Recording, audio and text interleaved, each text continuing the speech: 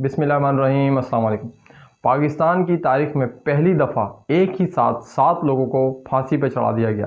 ایسا کیا کیا تھا ان 7 لوگوں نے، اور کس نے قرآن پاک کا غلط فائدہ اٹھایا اور اپنی آخرت کو برباد کر لیا، اور کون تھا وہ شخص جس نے قرآن پاک سے فائدہ اٹھاتے ہوئے اپنی آخرت کو بہتر بنا دیا؟ اب یہ کون لوگ تھے، آئیے جانتے ہیں ان لوگوں کے بارے میں۔ دوستو، آج سے تقریباً 60 سال پہلے پاکستان کی ایک فوجی عدالت نے بغاوت اور غداری کے الزام کے تحت سنائے جانے والی سزائے موت کے فیصلے پر عمل ہوا تھا۔ اب قیام پاکستان کے بعد سابق فوجی صدر ایوب خان کے دور میں ایک ہی دن میں 7 لوگوں کو پھانسی دینے والا یہ پہلا واقعہ تھا۔ سزائے موت پانے والے 7 لوگوں میں سے جب ایک نوجوان کی لاش اس کے بوڑھے باپ کے پاس لائی گئی تو باپ نے بیٹے کے چہرے کو دیکھ کر مرے ہوئے بیٹے کے چہرے پہ ہاتھ پھیر کر اس کی مونچھوں کو تاؤ دے کر اوپر کر دیا، جبکہ یہ بوڑھا آدمی بھی خود جیل میں بغاوت اور غداری کے الزام کے تحت عمر قید کی سزا کاٹ رہا تھا۔ اور یہ 7 نہیں 8 افراد تھے جن کو فوجی عدالت سے بغاوت اور ملک سے غداری کی سزا ملی تھی، لیکن ان میں ایک انتہائی بوڑھا آدمی تھا اور اس کی عمر تقریباً 85 سال سے زیادہ تھی، اسی لیے اس بوڑھے آدمی کی سزائے موت کو عمر قید میں تبدیل کر دیا گیا تھا۔ دوستو، پھانسی پہ چڑھائے جانے والے یہ وہ لوگ تھے جن کو جھوٹ بول کر پہاڑوں پہ سے مذاکرات کے بہانے نیچے بلایا گیا تھا اور بعد میں ان کو گرفتار کر کے پھانسی پہ لٹکا دیا گیا۔ پروفیسر ڈاکٹر شاہ محمد مری کا کہنا ہے کہ اس بزرگ آدمی نے پھانسی پانے والے لوگوں کی لاشوں کو جیل کے مین دروازے سے اپنے لوگوں کے حوالے کرتے ہوئے یہ کہا تھا کہ کوئی بھی ان کی لاشوں پر ماتم نہ کرے بلکہ خوشی کا اظہار کرے۔ یہ پھانسی پانے والے لوگ ایک ایسے آدمی کی قیادت میں جد و جہد کر رہے تھے جو انتہائی بوڑھے اور کمزور آدمی تھے۔ اب یہ پھانسی پہ چڑھنے والے 7 افراد کون تھے؟ لیکن اس سے پہلے یہ جاننا ضروری ہے کہ یہ بزرگ جو مسلح لوگوں کی قیادت کرنے والا کمزور اور بوڑھا شخص کون تھا اور اس کی حالات زندگی کیسی تھی۔ سن 1875 میں ضلع خضدار کی تحصیل زہری میں سردار پسند خان زرگزئی کے گھر پیدا ہوئے۔ زرگزئی بلوچستان کے ایک بڑے قبیلے زہری کی ایک شاخ ہے۔ نواب نوروز خان ایک سادہ طبیعت آدمی تھے، لیکن کچھ معاملات میں بہت زیادہ سخت اور اصول پسند تھے۔ یہ 1908 سے لے کے 1910 تک سرکاری ملازم بھی رہے، مگر جب ان کے بھائی نواب محمد خان نے انگریزوں کے خلاف بغاوت کر کے جد و جہد شروع کی تو نواب نوروز خان نے ملازمت چھوڑ دی۔ دوستو، 6 سال تک نواب نوروز خان اپنے بھائی کے ساتھ آزادی کی جنگ لڑتے رہے اور بعد میں انہوں نے کلات اسمبلی میں بلوچستان کے اور پاکستان کے الحاق کی مخالفت کی۔ نواب نوروز خان کی زندگی کا زیادہ تر حصہ بغاوت کی تحریکوں میں گزرا۔ وہ 1914 سے لے کر 1932 کے دوران انگریزوں کے خلاف تحریکوں کی رہنمائی کرتے رہے، جن کے دوران ان کو کئی بار افغانستان کی سرحد کو عبور کرنا پڑا۔ نواب نوروز خان نے 9 برس تک پونا، سکھر، کوئٹہ، مچھ، حیدرآباد، کوہلو اور سکھر میں قید کاٹی۔ وہ پہلی بار سن 1922 میں گرفتار ہوئے اور انہیں عمر قید کی سزا ہوئی اور سزا کے طور پر انہیں کالا پانی یعنی جزائر انڈمانی بھیج دیا گیا، مگر بعد میں انہیں سکھر جیل منتقل کر دیا گیا۔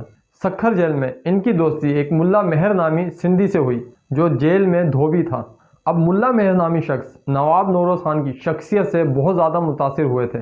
3 سال جیل میں رہنے کے بعد نواب نوروز خان نے ملا مہر سے کہا کہ وہ جیل سے فرار ہونے میں ان کی مدد کریں اور ساتھ ہی چند گز مضبوط کپڑے کی بھی درخواست کی۔ اب ملا مہر نے بڑی احتیاط کے ساتھ ان کو 23 گز کپڑا لا کے دیا، جس سے ٹکڑے کر کے نواب نوروز خان نے ایک رسی اور اس سے کچھ بیگ بنائے اور ان بیگوں کو مٹی سے بھر دیا اور رسیوں سے مضبوط باندھ کر جیل کی اندرونی دیواروں کے قریب پھینک دیا۔ دوستو، اس منصوبے کا صرف نواب نوروز خان، ملا مہر اور 2 قیدی اور تھے، صرف ان کو علم تھا۔ اب ملا مہر کا جو کمرہ تھا وہ جیل کی اندرونی دیوار کے قریب تھا، جس پر چڑھ کر رسی کے ذریعے مٹی کے بھرے تھیلوں کو باہر پھینک دیا گیا اور نواب نے اپنے 2 ساتھیوں کے ساتھ جیل سے فرار ہونے کی کوشش کی، مگر اس دوران جیل کے گارڈ نے ان کو دیکھا اور فائر کر دیا۔ نواب اور ایک ساتھی وہ تو بھاگنے میں کامیاب ہو گئے، مگر ایک ساتھی کامیاب نہ ہو سکا۔ بعد میں اونٹوں پر سفر کر کے اپنے آبائی ضلع خضدار کے علاقے مولا میں پہنچے۔ انگریز نواب کے جیل سے فرار ہونے اور بغاوت کی ان کی سرگرمیوں کے خلاف تھے اور اس بات کا انہیں ڈر تھا کہ نواب نوروز خان ان کے لیے کوئی نیا محاذ نہ کھول دیں۔ اب ان سب باتوں کو دیکھتے ہوئے انگریزوں نے نواب سے صلح کا راستہ اختیار کیا اور نواب نے بھی حکمت عملی کے تحت صلح پر آمادگی کا اظہار کیا، جس کے بعد انگریزوں نے ان کی ضبط شدہ جو جائیدادیں تھیں ان کو واپس کر دیا۔ انگریزوں نے ان کے بھائی رسول بخش کی جگہ ان کو زہری قبیلے کی سرداری کی پیشکش کی، جسے نواب نے مسترد کر دیا۔ اب انگریز اور نواب کے درمیان ایک نئی خانہ جنگی شروع ہو گئی۔ 2 سال تک انگریز خاموش رہے۔ جب انگریزوں نے سردار رسول بخش کو گرفتار کیا تو انہوں نے اپنے قریبی ساتھی علی دوست بلوچ کے ساتھ مل کر انگریزوں کے خلاف بغاوت شروع کی۔ نواب نے انگریز سرکار کو لیٹر لکھا کہ اگر رسول بخش 7 دن کے اندر رہا نہ ہوا تو حکومت کے لیے مشکلات پیدا ہو جائیں گی۔ اب انگریزوں نے رسول بخش کو تو رہا کر لیا، مگر ساتھ ہی رسول بخش سے ایک وعدہ بھی لیا کہ وہ نواب نوروز خان کو کوئٹہ لے کر آئیں۔ رسول بخش جب نواب کو کوئٹہ لے جانے کے لیے تیاری کر رہے تھے تو اسی دوران نواب نوروز نے اور ان کے ساتھیوں نے کوئٹہ جانے سے انکار کر دیا۔ انکار کے بعد انگریزوں نے نواب نوروز خان کے وارنٹ گرفتاری جاری کر دیے اور ساتھ ہی چھاپہ مار کاروائیاں بھی شروع کر دیں۔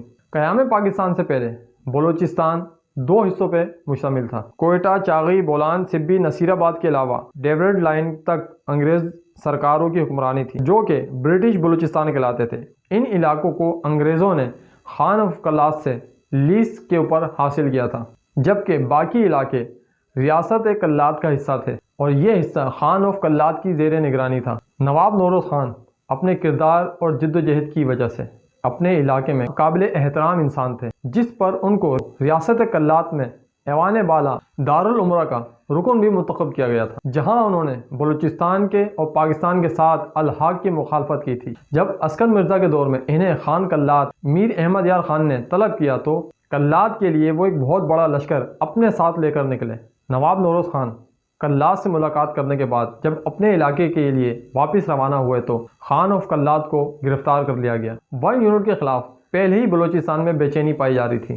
جب خان آف کلات کو گرفتار کیا تو مزید بے چینی بڑھ گئی۔ دوستو، خان آف کلات کے خاندان نے 400 سال سے زیادہ بلوچستان میں حکمرانی کی تھی اور یہاں کے لوگ ان کو اپنا بادشاہ تسلیم کرتے تھے۔ دوستو، پروفیسر مری کا کہنا ہے کہ گرفتاری کے بعد خان آف کلات کو لاہور منتقل کر دیا گیا اور اس وقت لاہور اتنا دور لگتا تھا جیسے آج یہاں سے لندن۔ خان آف کلات کے بعد بغاوت شروع ہوئی، ایک جھلاوان اور دوسری مشرق بلوچستان میں کوہلو اور ڈیرہ بگٹی تک پھیل گئی۔ اس دور میں صدر ایوب خان اپنے آپ کو بہت زیادہ طاقتور سمجھتے تھے، اسی لیے انہوں نے جوابی کارروائی شروع کر دی اور ساتھ ساتھ انہوں نے فوج اور فضائیہ دونوں کا بھرپور استعمال کیا۔ اب نواب نوروز خان کا یہ مطالبہ تھا کہ وہ 1 یونٹ کو ختم کر کے بلوچستان کی حیثیت کو بحال کیا جائے۔ اب خان آف کلات کو رہا کیا جائے اور ساتھ ساتھ ان کو عزت و مقام دیا جائے۔ اس وقت تک یہاں پر جنگی اصول نہیں تھے، بس ایک وحشت سی تھی، لیکن ہر قسم کی طاقت کے باوجود یہ لڑائی تقریباً 1 سال تک چلتی رہی۔ جب یہ دیکھا کہ طاقت کے باوجود بھی معاملات قابو میں نہیں آ رہے تو مذاکرات کے نام پر ایک ایسا طریقہ اپنایا گیا کہ جس سے بلوچ لوگ نظر انداز نہیں کر سکتے تھے۔